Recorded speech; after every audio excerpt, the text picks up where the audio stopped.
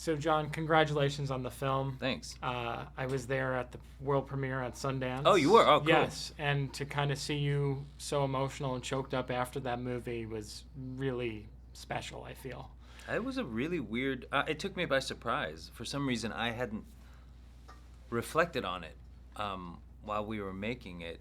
But I think it was due to just how important Sundance is to me in my mind. You know, it started a long time ago with Better Luck Tomorrow. For me, Sundance has been a special place and an important place for American movie makers.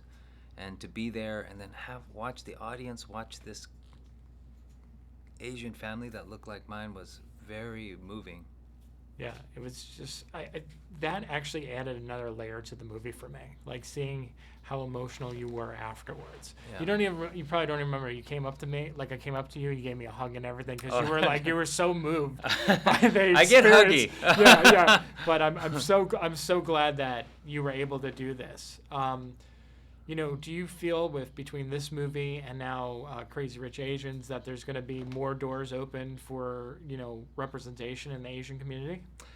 I hope so. I mean, what I like about it is that there's multiple things happening, and that's where I want to go, like, so that no one has to be the fill in the blank, the Asian actor or the Asian movie, the Asian director, and I think that's not how we move forward. I think it's like a whole bunch of people telling their stories, and when that happens, nobody has to carry that mantle alone. And I think whatever issues we're dealing with kind of naturally resolve themselves when more and more people are speaking.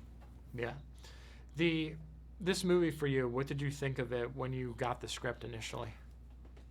I was excited. I had wanted to play in this space, the genre, the thriller space, and it was just a real page turner, in its script form. I was like, what's going on? Who did it? But the conceit of, shooting on devices was something I wasn't interested in, and I was scared off because I didn't really want to make something that looked cheap. And I wanted to make a movie. And so I said no at first and then I met with Anish, and he assured me that the feeling that I had reading the script, that cinematic feeling, was going to be retained.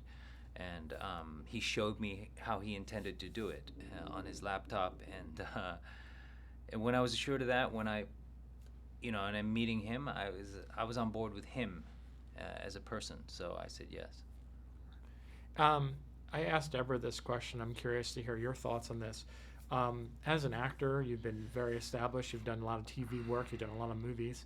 What was the biggest challenge for you to film something like this? I will echo what I think Deborah's answer is, because we're of the same generation, not acting with people.